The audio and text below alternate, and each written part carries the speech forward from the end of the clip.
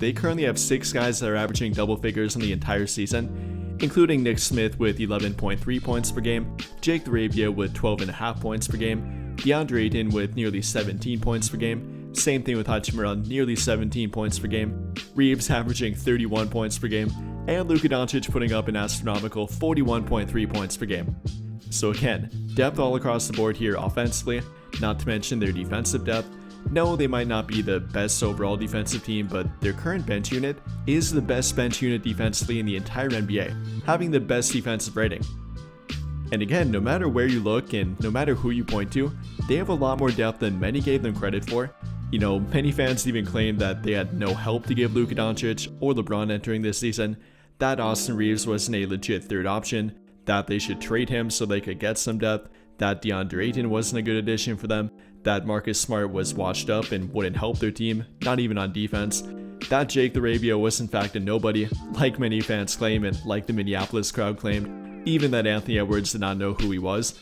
and simply a lot of narratives have been proven wrong, or are definitely in the process of being proven wrong. And yes, we're only 8 games in so far, the Lakers having a 6-2 record, very impressive, but again only 8 games in, only 8 through an 82 game NBA season, so there definitely is time for things to go in the reverse order. Maybe their depth does come back down to earth, or maybe is in fact not as good as many think. But in my opinion, from the early signs that they've shown, from the way they played both with and without Luka Doncic, without even Austin Reeves, and not to mention LeBron on the court, I think it's very telling about them, and all but confirms that they do have a deep team, a whole lot deeper than many thought too. So with that in mind here, where have they found this depth? Has it always been there, or did they make a change to bring it out of some players and get more from them than many thought they could offer their team? Or how exactly has this come to be? We're going to talk about that, what they have showed so far, the standouts, and break down the numbers and the eye test so far. Nick Smith came out and kind of began by playing the role of a facilitator, simply bringing the ball up the court and initiating their offense, but soon thereafter, and after he got a bit more comfortable, getting confident enough to look for himself and self-create a bit, then he really took off after that point, really showing off his ability to get to wherever he wants to on the court, and pretty much whenever he wanted to as well. Using his crafty ball handling ability, his shifty side-to-side movement, and deceptive screen navigation offensively, he more than took advantage of it, and it definitely helped their offense out too. Nick Smith, like I said, ending with 25 points, but even more impressive was the efficiency, shooting 10 of 15 from the field, 67%, 5 of 6 from the 3-point line, 83.3%, and if you watch the game, it really was impressive how he got those shots too. Like I said, using the screens to his advantage on the court, using deceptive movement to navigate them well and freeing himself up, either from behind the 3-point line again, using that more than well, knocking down 5 3-point shots, 5 of their 9 3-point shots made last night, or getting to the mid-range area for a pull-up shot or a floater. He was very good at that last night and one of the few guys who could self-create for himself. And again, keep in mind we're talking about a two-way contract player here, not a guy that's under a guaranteed 15-man roster spot, simply a two-way contract for their team. And yet, he found a way to step up and really help them get a win that not many thought they could win. You know, offensively it may come and go with him. Last night he didn't really stand out, only 9 points on 3 of 11 from the field, 1 of 5 from beyond the arc, 5 assists, 5 turnovers go with it, so not exactly great offensively. But if you watch the game and watch the way he played defense and led their team on the court, it was more than impressive and definitely was a big part of their win. Defensively, definitely led their defense and continued to motivate them throughout the entire game. I mean, they really beat Portland at their own game last night. Portland, a very defensive-minded team, a team that likes to wreak havoc, and we directly did see it. During the first half, they definitely won that battle, causing the Lakers to commit 12 turnovers in the first half alone. But throughout the game, the Lakers really picked up on that, using that to their advantage, bothering them in the half court and not letting them initiate their offense or get set up, largely in part due to Marcus Smart, due to Smart, Jake LaRavia, their bench unit too. Like I said, they have the best defensive rated bench unit in the entire NBA. And I think a big part of that does come from Marcus Smart and his leadership on the court too. I mean, whether or not he comes off the bench for them or as a part of their starting lineup, he directly leads that group and really motivates them to play defense. So in my opinion, a lot of their defensive success and their ability to be a better defense than they were at large times throughout last season does come down to Marcus Smart and his vocalness and leadership on the court.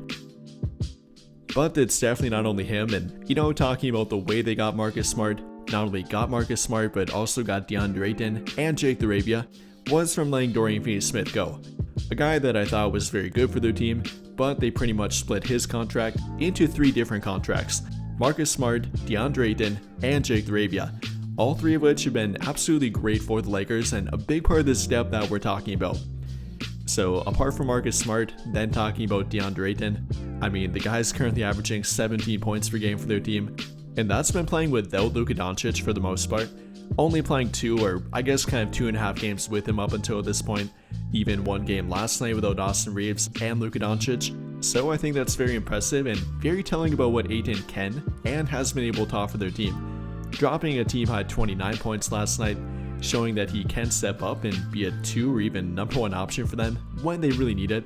looking very competent in the low post, not hesitating, not bobbling the ball, not waiting too long to put up a shot, actually being very deliberate and showing that he can be very effective for them, whether you're talking about the low post, definitely in the mid-range area, looking absolutely automatic with that mid-range shot and kind of floater game to go with it. And even more impressive to go along with all that is the defense that he's committing to as well. So that's another big part of their depth. DeAndre Ayton's been great, both offensively and actually very impressive defensively too. Then the final part of that kind of 3-part committee that they signed via losing Dorian Finney-Smith, Jake LaRavia. No, his 24th birthday might have not been perfect offensively. It was actually still pretty good in my opinion, dropping 11 points on 5 of 10 from the field, 0 of 3 from beyond the arc last night. But on the season overall, not only with the 27-point game against the T-Wolves, the 25-point game the other night against Miami, but on the entire thing, averaging 12.5 points per game on a very efficient 58% from the field, 44.4% from 3, and playing some great defense and providing some great defensive playmaking to go with it, averaging 1.6 steals per game, playing some good disciplined defense to go with it, often taking on some tough matchups for them, whether he's coming off the bench or as part of the starting lineup. He's been very good on both ends of the court and has been proving a lot of value to their team a lot quicker than many thought. In fact, there are many people that had no idea who he was. Not only Anthony Edwards and the viral clip that came with that, but many fans and Laker fans that didn't know who he was either. And again, I love Dorian Finney-Smith and what he did offer their team, and I hated to lose him, but I don't think it's an argument at this point that he would have offered more himself than the combination of Marcus Smart, DeAndre Ayton, and Jake LaRavia are currently offering their team right now.